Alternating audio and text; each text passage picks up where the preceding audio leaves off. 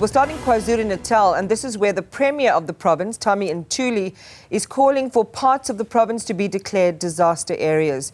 This is in the aftermath of the regional flooding there, the tornado Tongaat, and the recent wildfires that have together cost the economy there more than 2 billion rand. Government officials are meeting today in the Midlands with their national counterparts to talk about this and to devise other intervention measures. Newzroom Afrika's Karinda Jagmohan joins us now live for an update. And Karinda, good morning. I believe you're at the Umsindisi Disaster Management Centre, and this is where this convergence of all of these role players needs to happen so that all of the disaster, all of the aid relief and the support can be deployed expeditiously. Certainly so. That is what the current meeting underway is about. We have national representatives here, the KZN minister, and then provincial representatives from the KZN legislature, as well as local government representatives, your district mayors, your local mayors, all to speak in those three tiers of government about the various levels of intervention that is needed. At the first level, of course, is the immediate response to assist with those who have lost their homes, their livestock, all of their belongings, to assist with those families who have lost loved ones, the 6 firefighters who died on Sunday. There'll be a visit to their families this afternoon. And then on the other scale is the response to disaster that we see unfolding almost continuously, at least on this side of the country, where we see from floods to fires, a natural disaster to a man-made disaster, but all something uncontrollable when you see that flood or those flames approaching your home. So there's a need for more disaster response, whether that be firefighters or disaster management teams in terms of flood search and rescue operations.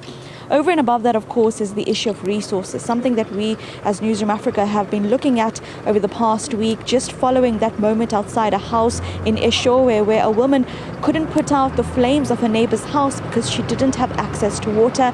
And those same sentiments were echoed by many community members over the course of that day. And that, of course, then, as we spoke to local government representatives, they pushed that matter up to a district and then a national perspective. Today, all of those role players are under one room, certainly discussing this.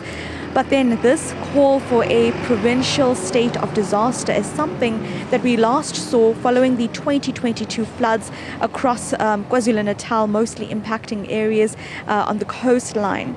And at that point, essentially, the reason for that is to get faster access to emergency relief funds. In many cases, when trying to access relief funds, there's various important, critical red tape that has to you have to go through that. But at a time of disaster, you need that money on a much more urgent basis, and that is essentially what this discussion will be about. But when we see these calls for a state of disaster so often, because of these disasters happening so often, there of course has to be a discussion about then what will be our budget going into the next years. Of course, this is a new premier, and I'd just like you to take a listen of some of his words from his briefing yesterday. Well, we're of the view that this really needs to be classified as a provincial disaster. Due to the magnitude and frequency of disasters, the province, through the line functionary COGTA, is financially constrained to provide the required relief to affected communities. The April to July 2024 heavy rains, tornadoes and fire incidents have consumed the relief budget for the year. Currently, the Provincial Disaster Management Centre and municipalities are conducting damage assessment to determine the extent and magnitude of damages caused by the recent runaway fires.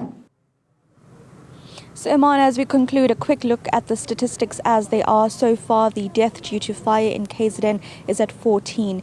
It's mostly the agriculture sector that has been impacted in terms of loss of assets, with more than 140 farmers being impacted, a majority or almost 50% of them being subsistence farmers. More than 1,000 animals also killed in these disasters, many of them livestock, and of course hectares of grazing fields as well across this province already destroyed. That is really the sense of where everything is at right now. And this afternoon, or over the course of the day, we'll stick with the members at this Provincial Disaster Management Centre, but this afternoon we'll visit the families of the firefighters, 6 of them, who passed away on Sunday.